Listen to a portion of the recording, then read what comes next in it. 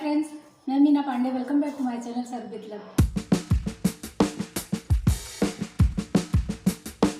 Friends, आज मैंने आलू और करेला बना के तैयार किया है। तो आइए देख लेते हैं किस तरीके से मैंने बनाया है। कढ़ाई ले लिया, इसी कढ़ाई में 1 टेबल स्पून सरसों का तेल डाल रही हूँ। करेले की सब्जी में आप अजवाइन का तड़का दीजिए, बहुत ही टेस्टी लगता है। एक बार मेरे तरीके से करेले की सब्जी बना के देखिए, बिल्कुल भी कड़वापन नहीं आएगा। और सब्जी बनाने से पहले करेले का छिलका उतारने की भी आपको ज़रूरत नहीं है, बहुत ही लाजवाब सब्जी बनके तैयार होती है। तेल हमारा गर्म हो गया है, 1/2 टीस्पून इसमें अजवाइन डाल देती हूँ। फ्रेंड्स, करेला तो वैसे ही कड़वा होता है, इसलिए इसमें मैं मिर्ची का यूज़ नहीं कर रही हूँ। तो अजवाइन हमारा देखिए अच्छे तरीके से चिटक गया है।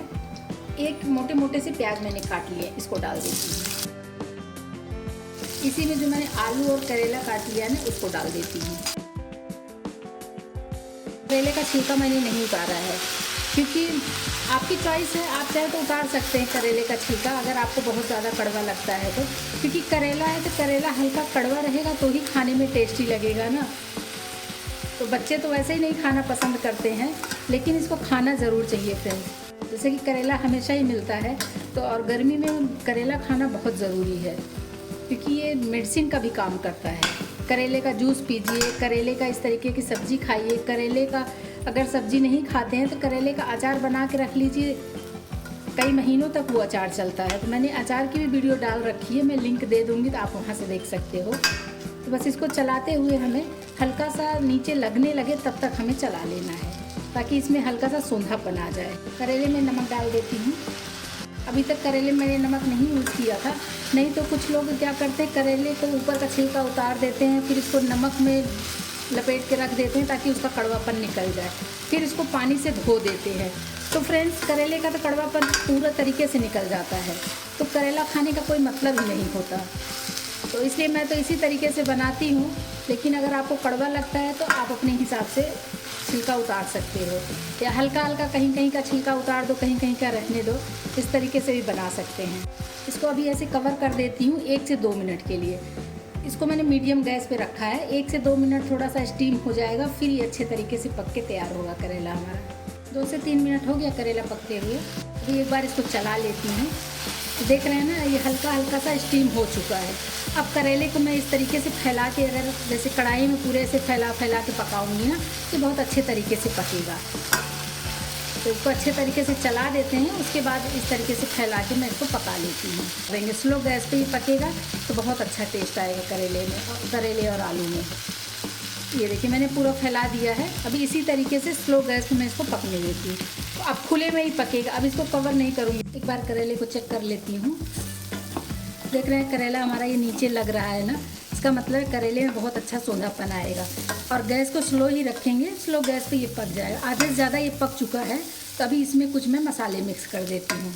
2 पिंच जितना हल्दी पाउडर डाल देती हूँ, इससे कलर अच्छा आ जाएगा। 1/4 टीस्पून धनिया पाउडर डाल रही हूँ। बहुत ज़्यादा इसमें मसालों की ज़रूरत नहीं होती है, हल्का हल्का सा डाल देंगे तो टेस्ट अच्छा आ जाएगा।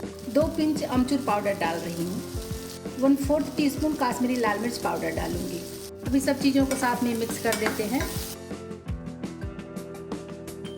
जैसे कि मसाले डाले हैं, तो अभी ऐसे 2 मिनट के लिए मैं स्लो गैस पे कवर कर देती हूँ, ताकि मसाले हमारे अच्छे तरीके से पक जाए। पानी इसमें बिल्कुल यूज़ नहीं करेंगे फ्रेंड्स, ये ऐसे ही स्टीम होके पकेगा। एक बार चेक कर लेती हूँ। तो मसाले हमारे अच्छे तरीके से मिक्स हो गए हैं। और एक बार मैं आलू और करेला भी चेक कर लेती हूँ, पक गया है कि नहीं। आलू तो हमारा पक गया है। करेले को भी मैंने बारीक बारीक काटा था, इसलिए करेला भी पक चुका है। लेकिन एक बार जैसे स्टीम करने के लिए मैंने कवर कर दिया था ना, तो हल्का सा इसमें कुछ पानी के बूंदे आ जाते हैं कवर करने से। इस तरीके से फैला देती हूँ, और ये पानी की जो बूंदें टपक गई हैं ना, इसको मैं सूख जाने देती हूँ। तो कितना शानदार लग रहा है, कितना प्यारा कलर आया है करेले में। तो बस इसी तरीके से फैला के इसको पानी सुखा देती हूँ, जो 2-4 बूंद आए हैं। बस बाकी हमारी सब्जी करेले की बनके तैयार हो गई है। देख रहे हैं कितने इजी स्टेप में बनके तैयार हुआ है, लेकिन बहुत टेस्टी बनती है फ्रेंड्स। करेला है तो हल्का कड़वा ज़रूर लगता है, लेकिन हेल्थ के लिए बहुत अच्छा होता है। तो बच्चे तो खाना अवॉइड ही करते हैं, लेकिन हम बड़ों को तो ज़रूर ही खाना चाहिए। तो ये देखिए करेले की सब्ज़ी हमारी बनके तैयार हो गई है, बहुत ही लाजवाब बनी है। तो गैस बंद कर देती हूँ और बस खाने के लिए सर्व कर देती हूँ। दाल चावल के साथ खाएंगे तो भी बहुत टेस्टी लगेगा। किसी भी चीज़ के साथ खाएंगे, जैसे दाल चावल के साथ में कोई सब्जी नहीं है तो ये सब्जी ले लीजिए, बहुत टेस्टी लगेगा।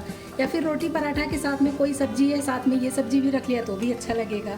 तो इस तरीके से बनाइए और इन्जॉय करिए।